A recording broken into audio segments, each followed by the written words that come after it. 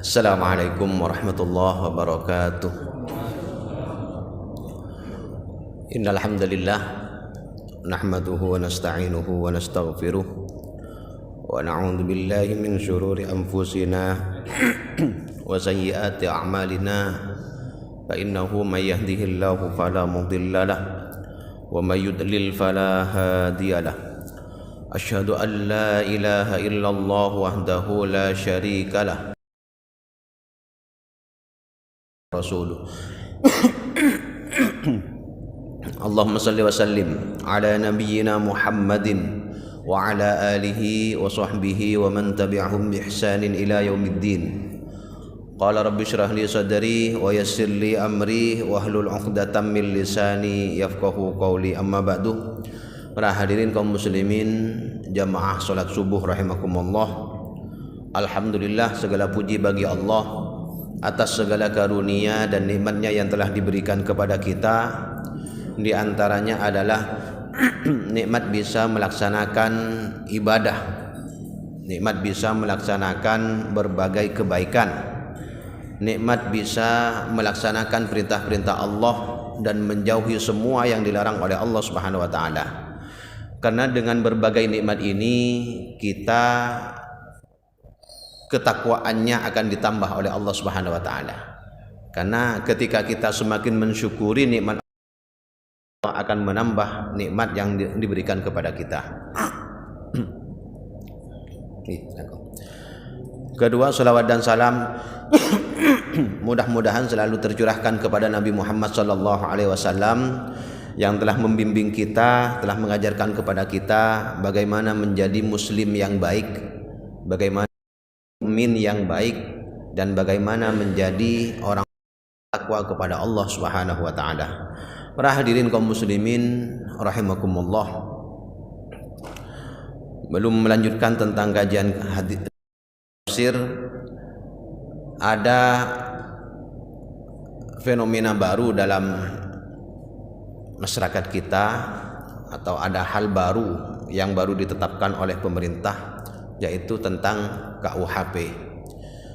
Sebelumnya masih menjadi rancangan RKUHP, tapi sekarang sudah KUHP, artinya sudah menjadi peraturan bagi kita.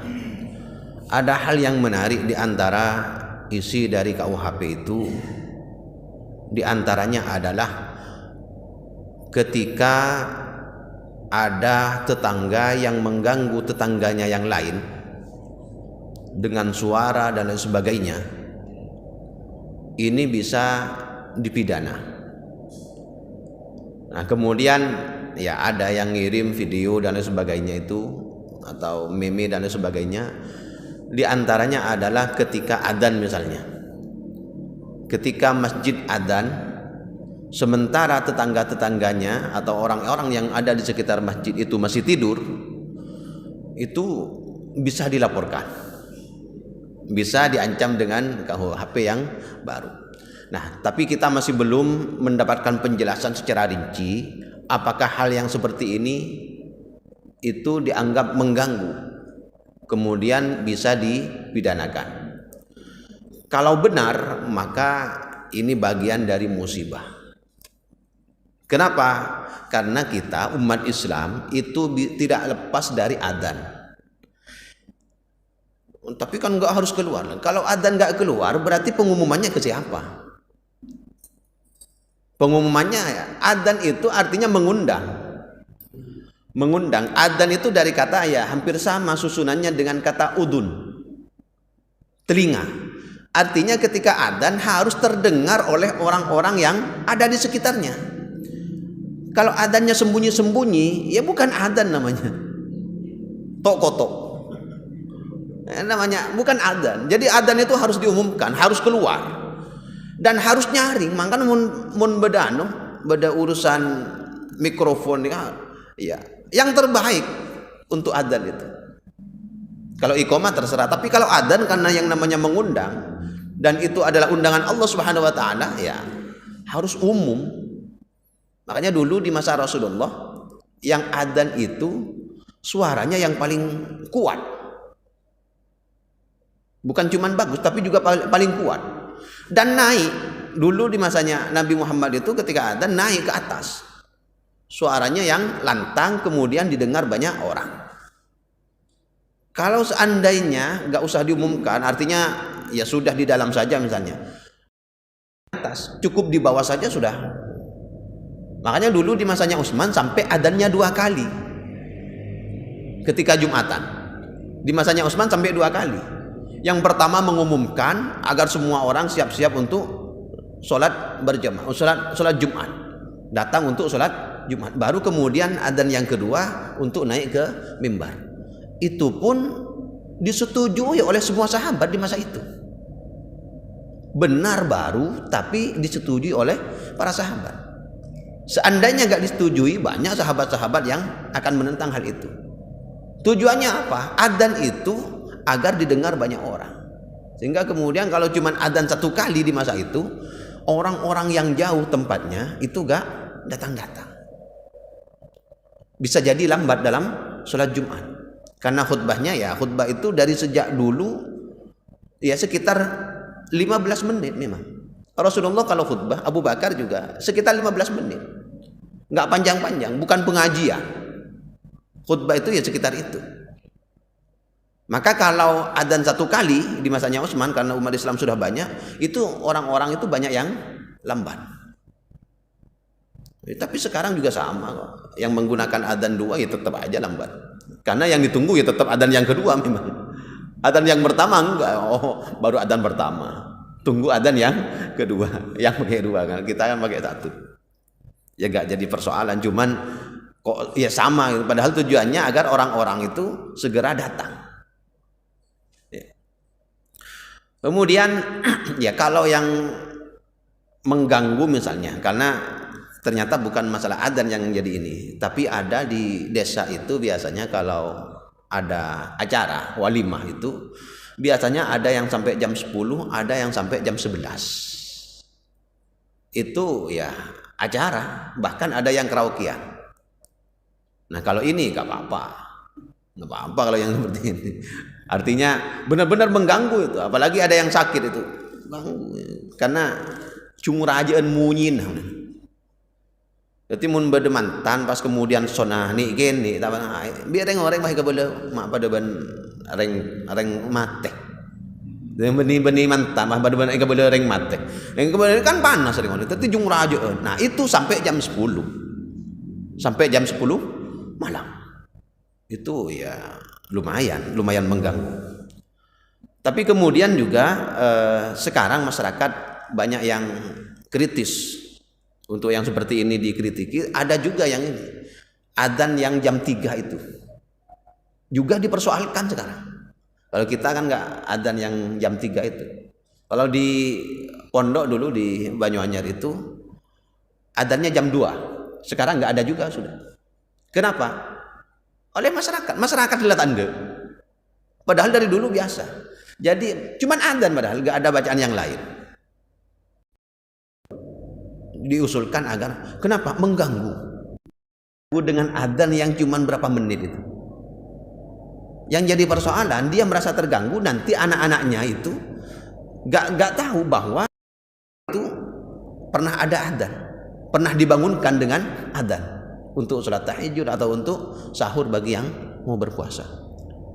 Ya jen nyaman teduh jam 2 biasanya, sekarang nggak ada, sudah diprotes oleh masyarakat. Berarti kan masyarakat mengalami perubahan sudah, bahwa hal-hal yang mengajak pada kebaikan itu semakin diminimalisir. Nah, ini nih. Kemudian ada juga yang positif. Ketika ada laki-laki dan perempuan melakukan hubungan suami istri di luar pernikahan, itu bisa dipenjara. Nah, ini bagus. Artinya ya kita tahu sendirilah anak-anak muda sekarang itu sudah banyak yang kebablasan dan tidak ada hukumnya, tidak ada ini, kecuali misalnya orang tua semua ada hukum. Perzinahnya itu seperti itu, mau dihukum seperti apa? Gak ada pemaksaan. Nah sekarang ada, bisa dihukum selama 1 tahun. Bagus, positif. Ya mudah-mudahan hal-hal yang ada di dalam KUHP yang baru itu mudah-mudahan menjadi hal yang positif bagi kita semua, terutama umat Islam, dan cara beragama kita. Karena yang sering kita dapat ini hal-hal yang negatif itu cara beragama kita, terutama tentang syiar-syiar Islam. Kita adzan 5 kali, kalau dianggap mengganggu ya berarti benyagi ya hukumannya. Bisa jadi bagian dakwah yang kena pertama itu.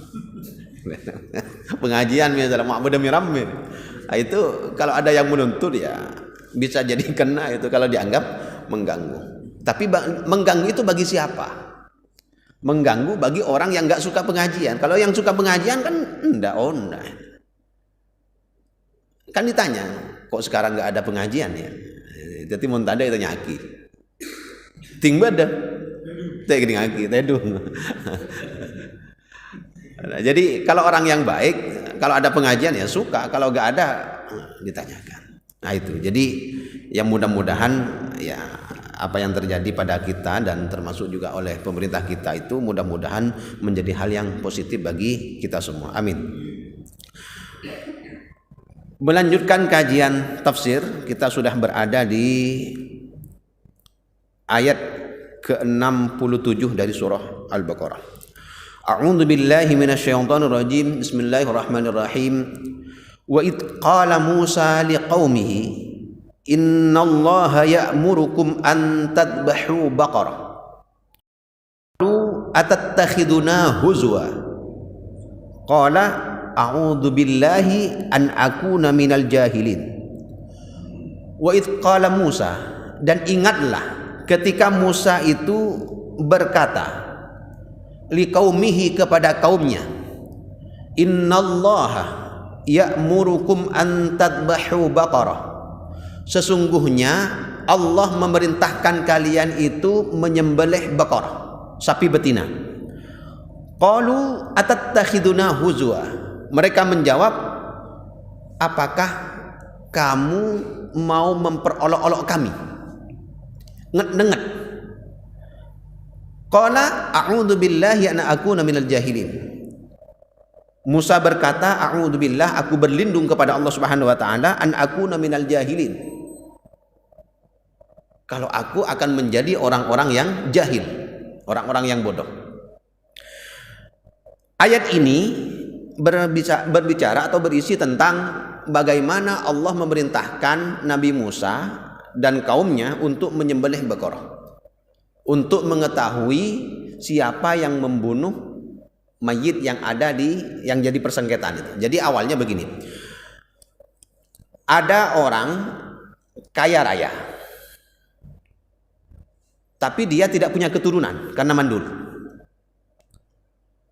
Kemudian dia punya satu keponakan, anak dari saudaranya. Mestinya semua warisannya itu menjadi milik keponakannya. Cetidin penakan. Ditunggu lama, gak mati-mati. Tak lemate. Paman ini tak lemate. Akhirnya kaburu ke oleh warisannya. Sementara dia miskin, kondisinya miskin. Dan punya paman yang punya harta yang warisannya akan turun ke dia. Karena tak lemate pate. Mar'epate setelah dibunuh, mayatnya ini kemudian diletakkan di perbatasan desa. Wakilah ada di depan rumah orang lain. Keesokan harinya ramai karena menemukan mayat orang kaya. Nah, keponakannya ini menjadi orang yang berada di paling depan untuk menuntut atas kematian pamannya ini. Nyamar dia, jadi ya letek yang dia, maka kemudian dia menjadi orang pertama yang menuntut harus ditemukan siapa yang membunuh. Kalau pakai ilmu manusia, ya itu kemungkinan nggak ditemukan karena dia dalam prediksinya dia, dalam perkiraan ini, tak kira temu. Ada orang yang tahu sekali. Tapi dia lupa kalau ada Nabi Musa yang nyambung kepada Allah Subhanahu wa taala yang Maha tahu. Maka kemudian ramai-ramai hampir terjadi saling bunuh karena persengketaan itu. Kata yang kelompok ini, bagian ini yang membunuh, kata kelompok yang satunya ini yang membunuh. Terjadi persengketaan, perseteruan yang tajam sehingga kemudian hampir terjadi peperangan. Bukan perang umum tapi hampir terjadi tawuran lah. Akhirnya di antara tokohnya itu, di antara tokoh kedua belah pihak itu berkata, kenapa kita ribut-ribut seperti ini? Di tengah-tengah kita kan ada Musa. Musa ini kan dia bisa bertanya kepada Tuhannya. Nah, jadi orang Bani Israil itu biasa mengatakan Musa dan Tuhannya. Bukan Tuhan kami, tapi Tuhan Musa dan Tuhannya. Baca dalam benyataan tos nih, termasuk tokohnya juga sama. Kabala Musa dan Tuhannya. Sehingga Musa itu bisa bertanya kepada Tuhannya. Akhirnya datang juga kepada Nabi Musa. Ketika datang kepada Nabi Musa, Nabi Musa itu kemudian berdoa kepada Allah untuk mengungkap siapa yang membunuh. Yang paling depan yang menuntut itu ya keponakannya itu. Keponakannya yang membunuh nih. Akhirnya ya kemudian Allah memerintahkan kepada Nabi Musa, wa idz qala Musa liqaumihi, dan ingatlah ketika Musa berkata kepada kaumnya. Ingat di dalam Al-Qur'an itu ketika menyebutkan nama-nama nabi selain Nabi Muhammad, itu Allah Subhanahu wa taala langsung menyebutkan namanya. Tapi untuk Nabi Muhammad itu rata-rata menggunakan an-nabi atau ar-rasul. Tidak langsung menyebut namanya. Ulama tafsir menyebutkan itu sebagai penghormatan terhadap Nabi Muhammad, terhadap Nabi kita. Ada ayat yang menyebutkan langsung nama Nabi Muhammad. Wa ma Muhammadun illa rasul. Nah ini baru kemudian ada istisnanya, illa rasul. Wa ma Muhammadun illa rasul. Qad khalat min qablihi rusul. Disebutkan nama langsung Nabi Muhammad, tapi ada rasulnya setelahnya. Artinya Nabi Muhammad itu ya tidak lain kecuali seorang rasul. Kemudian ada sementara di ayat yang lain misalnya innallaha wa malaikatahu yusholluna 'alan nabi. An-nabi di sini enggak usah disebutkan nabi-nabi yang lain, enggak usah berwacana ini nabi-nabi enggak, semua nabi enggak. Ketika disebutkan an-nabi di sini adalah Nabi Muhammad. An-nabi. Ta'rif di sini menggunakan al. Yang dimaksud itu orang khusus, yaitu Nabi Muhammad SAW. Begitu juga dengan ayat-ayat yang lain. Gak menyebutkan nama Nabi Muhammad langsung kecuali ada di belakangnya itu tentang tugas Rasul atau tugas Nabi Muhammad, yakni sebagai Rasul atau Nabi. Tapi kalau nabi-nabi yang lain banyak itu. Ya Musa, ya Ibrahim, ya Daud, itu langsung menggunakan namanya langsung. Tapi untuk Nabi Muhammad khusus. Liqaumihi, kepada kaumnya. Nah, ini menunjukkan bahwa syariat Nabi Musa itu khusus atau temporal. Khusus pada orang-orang di masanya Nabi Musa dan setelahnya sampai ada nabi yang baru, dan juga khusus kepada orang-orang yang ada di wilayahnya.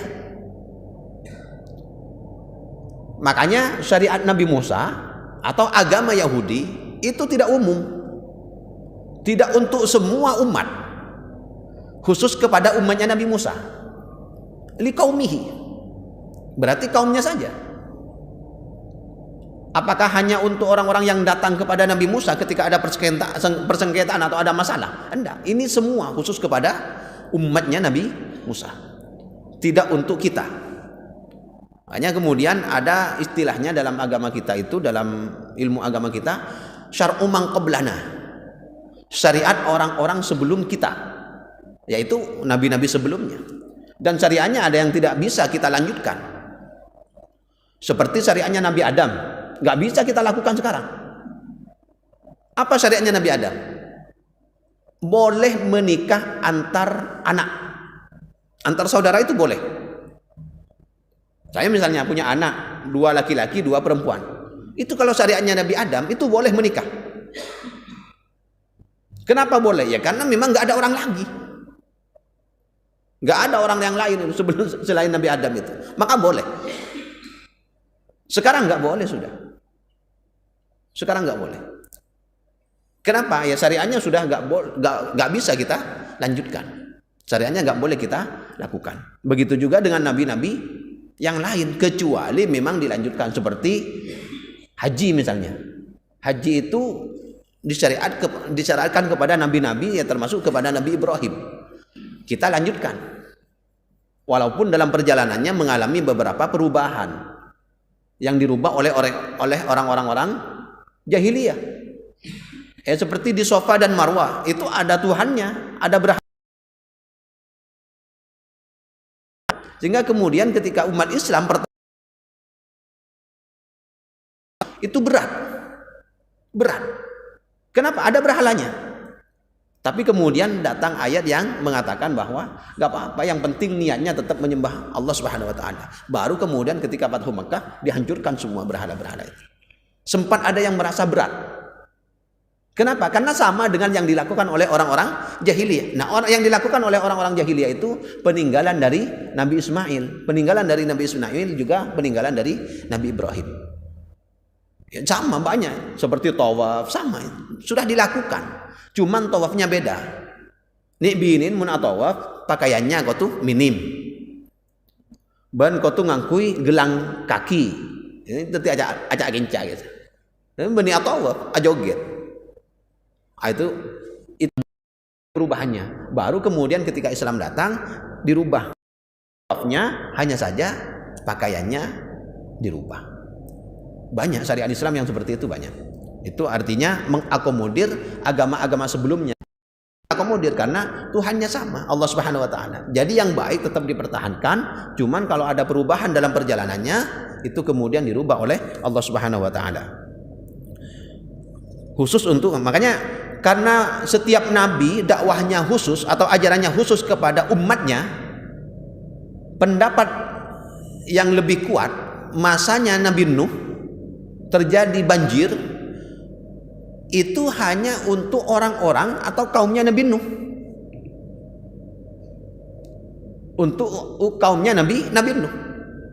Sehingga kemudian penggambaran bahwa semua yang ada di muka bumi ini kena banjir di masanya Nabi Nuh, itu kemudian dibantah dengan pendapat yang mengatakan bahwa setiap nabi itu diutus untuk kaumnya. Tapi itu juga pendapat. Artinya ada pendapat yang lebih umum lagi bahwa banjirnya di masanya Nabi Nuh itu umum untuk semuanya.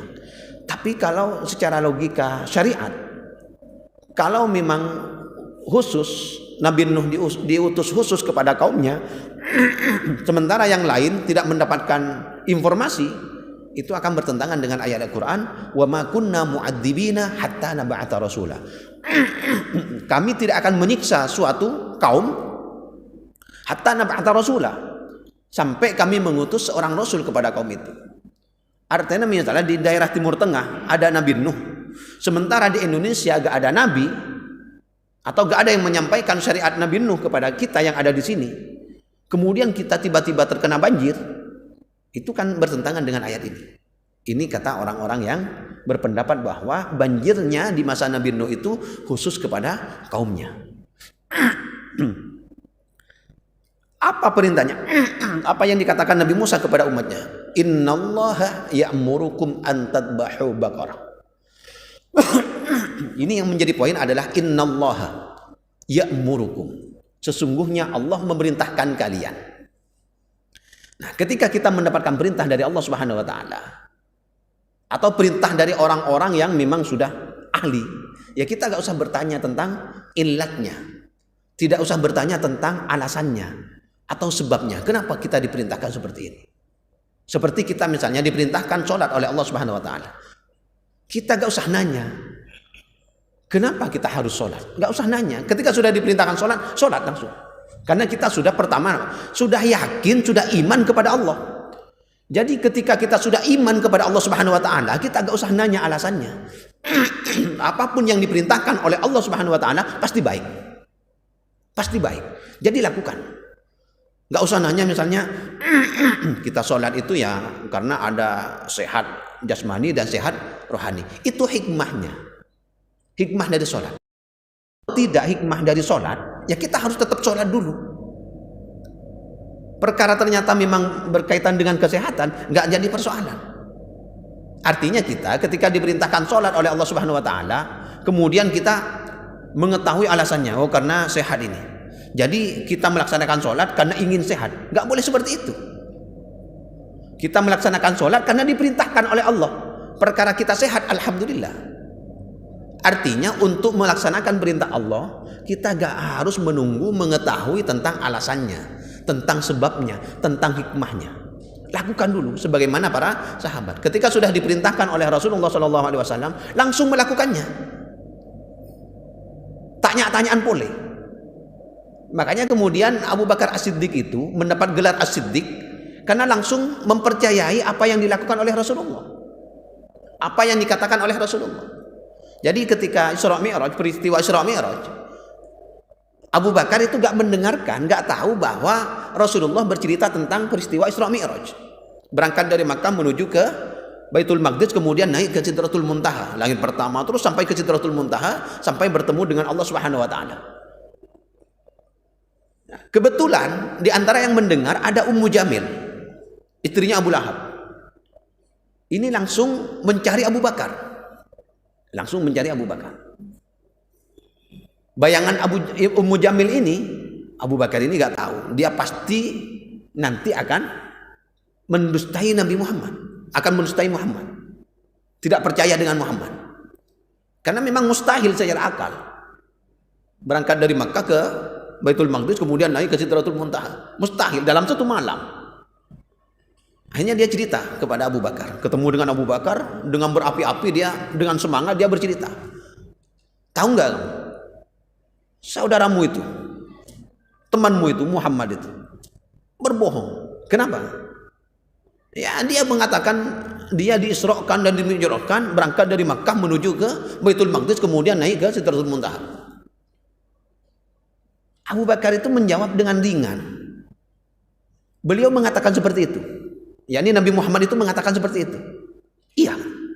Ya kalau mengatakan seperti itu benar berarti. Kenapa? Karena dia sudah percaya bahwa Nabi Muhammad itu Rasul. Jadi gak usah dipersoalkan apa kata-katanya. Makanya kalau yang keimanan seperti ini kepada Nabi Muhammad seperti Abu Bakar ini, prinsipnya undur mangkolah, wala tandur makolah. Lihat siapa yang mengatakannya. Jangan dilihat apa yang dikatakannya. Jadi ketika sudah Nabi Muhammad yang mengatakannya, langsung percaya. Apakah ini mustahil secara akal, apakah ini tidak mungkin terjadi dan sebagainya. Gak jadi soal bagi Abu Bakar itu. Yang penting sudah Nabi Muhammad mengatakannya, berarti percaya sudah. Bahkan kata Abu Bakar, saya bahkan percaya dengan apa yang dia katakan untuk masa yang akan datang, tentang hari kiamat. Banyak orang gak percaya. Tapi Abu Bakar sudah percaya dari Nabi Muhammad. Ketika berbicara nanti akan ada surga, akan ada neraka. Percaya duluan sudah. Kenapa? Karena sudah percaya kepada nabinya. Nah, ini juga sama kita. Keluarga, suami percaya kepada istri. Ya sudah, yang penting sudah istrinya begini, ya sudah. Perkara hal-hal yang lain misalnya terjadi dalam kehidupan, enggak, sudah percaya. Misalnya beda orang boleh gula ngatale rajina sambian dek nikah entan. Kenapa? Kita sudah percaya kepada istri kita. Masa kita akan mengurangi kepercayaan kepada istri gara-gara kepercayaan kita kepada orang lain? Nikah. Ya walaupun bisa jadi kan. Tapi kalau kepada Nabi gak mungkin. Gak mungkin, pasti benar kalau yang dikatakan oleh Nabi. Ini tentang kepercayaan. Begitu juga dengan istri kepada suami. Jadi tak usah demah HP. Tak usah ngocungan HP. WA sabar. Ya celaka ya pada gitu. Biasa mah nyama reng bini nyama tukang genteng. Ya ada tinggal nelpon tukang genteng. Ternyata memang ada kasus itu. Ada kasus. Gula karo ni serka sebini. Oning gula kawaring beda kelebun. Jadi abini dua. King dek temu bini si nomor 2. Wahai beri nyamah camat 1 ada camat 2. Ini berisi camat ongguan macam nomor. Beda camat 2. Camat 2 ni kan nomor si bini. Si bini nomor 2. Nanti makai temu si bini perpaan mandi. Mas beda telepon. Siapa? Camat 2. Sia camat 2. Lah turun kemarin angkot dengan ini.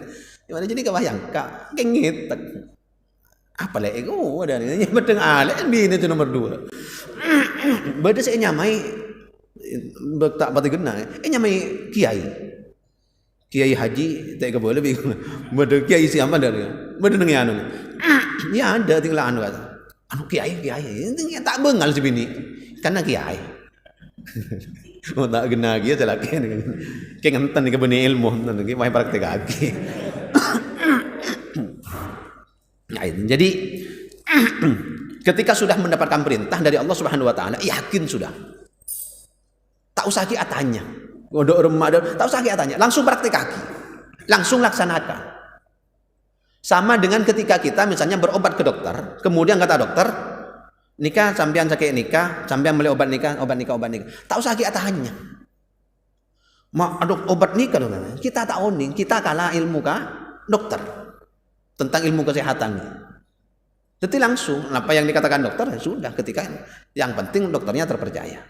Sama dengan polisi ke komandan atau ke atasannya, tentara ke atasnya. Tak usah lagi atasnya diperintahkan begini misalnya. Sudah laksanakan. Serang. Jangan serang. Artinya tak usah lagi maksud nyerang saya. Tak usah tanya lagi. Ini kan urusan saya berkaitan dengan tugas, tapi mun berurusan mate ini agak ini tak boleh agak sambung apa nih suruh mate itu di mana-mana mate orang nggak ada hukum yang membolehkan kecuali karena memang ada misalnya kisos, ada hukum bunuh misalnya hukum mati kepada, tapi kalau yang di luar itu nggak boleh. Jadi kita ketika ada anak kepada orang tua bireng tua misalnya saya ngacong ngas teteh cek kita nyaki anak apa mak anu pun keluar gula mak aku suruh ngas teteh mulu tak usah tanya aki, tak usah tahu alasannya, langsung laksanakan yang seperti itu. Begitu juga dengan perintah dari Allah Subhanahu wa taala. Perintah sholat, kita tahu sholat itu menyehatkan atau tidak, sholat itu membuat tenang atau tidak, sholat itu tanha anil fahsyai wal munkar atau tidak, itu gak jadi persoalan, langsung laksanakan. Ketika Allah yang memerintahkan, laksanakan. Kita diperintahkan puasa, lakukan. Tak usah tanya. Umum apa nikah bisa membuat menjaga kesehatan, terutama pencernaan dan sebagainya. Itu hikmahnya. Yang pertama harus kita lakukan, yang melaksanakan perintahnya. Begitu juga dengan ibadah yang lain. Wudu misalnya. Wudu itu menyehatkan kita misalnya. Kita diharuskan untuk kumur-kumur, kemudian menghirup air dengan hidung. Kita tak usah tahu tentang bagaimana hikmah dari menghirup air menggunakan hidung atau kumur-kumur, walaupun nggak tahu hikmahnya, lakukan. Itu diperintahkan oleh Allah. Kencing, memang boleh secara fikih, boleh berdiri, tapi kita dianjurkan duduk. Nah, ketika sudah dianjurkan duduk, lakukan itu. Tak usah kemudian kita apa ya hikmahnya, kenapa kita diperintahkan, gak usah tanya seperti itu, lakukan. Ketika sudah diperintahkan oleh Allah Subhanahu wa taala, berarti itu baik, yang terbaik untuk kita. Kenapa? Karena Allah yang memberikan syariat bagi kita, yang memberikan aturan hidup bagi kita, dan Allah juga yang menciptakan kita. Sehingga kemudian sinkron, Allah tahu yang terbaik untuk ciptaannya itu apa. Jadi maki kita tak oning hikmahnya, itu hanya sekedar memotivasi saja. Hikmah atau kemudian kita orang yang rajin sholat subuh, kemudian sehat pernafasannya. Iya memang, cuman ya kita gak harus nunggu seperti itu untuk melaksanakannya. Para sahabat itu gak nunggu seperti itu. Para sahabat itu gak menunggu kajian ilmiah atau tafsir ilmiah dari Al-Quran kemudian mempercayai Al-Quran, tidak. Ketika sudah tahu ini datang dari Nabi, datang dari Allah Subhanahu wa taala, langsung mereka praktekkan. Tagihnya tanya. Nah, kita mestinya seperti itu. Enggak seperti orang-orang Bani Israel. Innallaha ya'murukum an tadbahu baqar. Memerintahkan kalian untuk menyembelih baqar, sapi betina. An tadbahu berarti menyembelih. Yang namanya sembelihan itu dari dulu sampai sekarang sama. Artinya harus ada dua yang benar-benar putus itu. Ada nadi yang harus putus. Kalau nggak putus, nggak disebut sembelihan. Makanya syarat sembelihan itu harus putus. Kenapa? Untuk mengalirkan darah. Karena kalau disembelih dari yang dibunuh biasa, misalnya dipukul kemudian dengan yang disembelih itu beda. Dagingnya beda. Jadi ketika disembelih, darah-darah yang ada di dalam tubuhnya itu keluar, banyak yang keluar. Kalau mati tanpa disembelih, tanpa mengeluarkan darah, darah itu akan tetap mengendap di dalam dagingnya, dan itu berbahaya bagi kita ketika kita memakannya. Makanya disembelih. Dan sembelihannya juga ya harus dengan cara yang baik. Nah, itu di dalam ajaran yang diperintahkan oleh Allah Subhanahu wa taala kepada kita.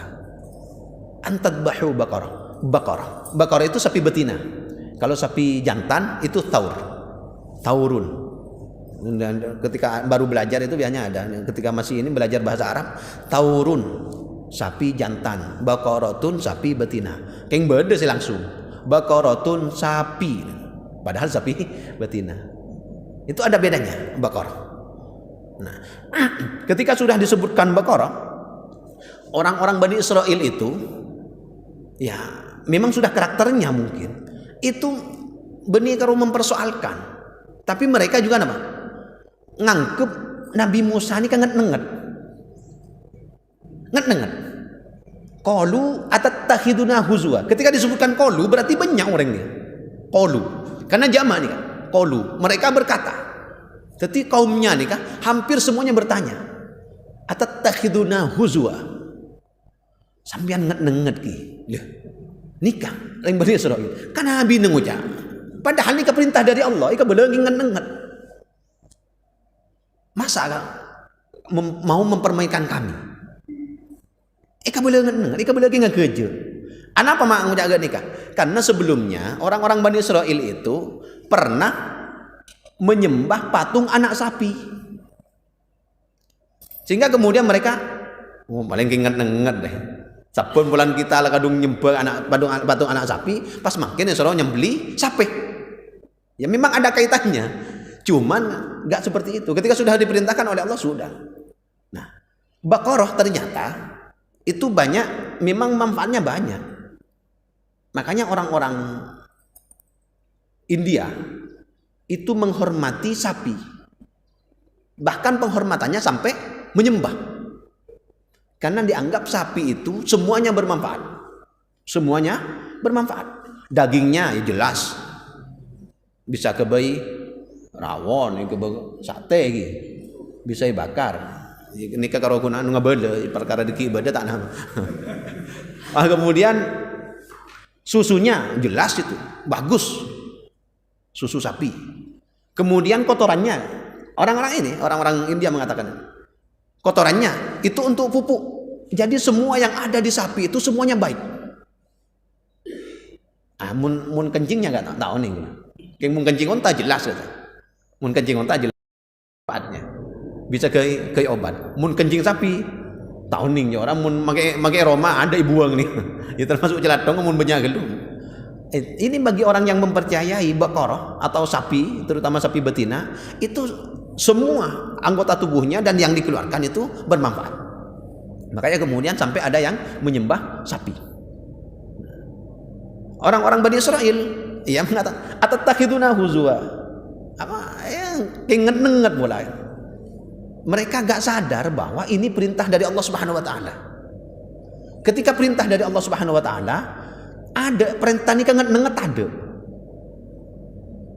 Yang tujuannya untuk memperolok-olok itu gak ada. Pasti semuanya serius. Tapi mereka lalai. Atattakhiduna huzwa. Qala a'udzu billahi an akuna minal jahilin.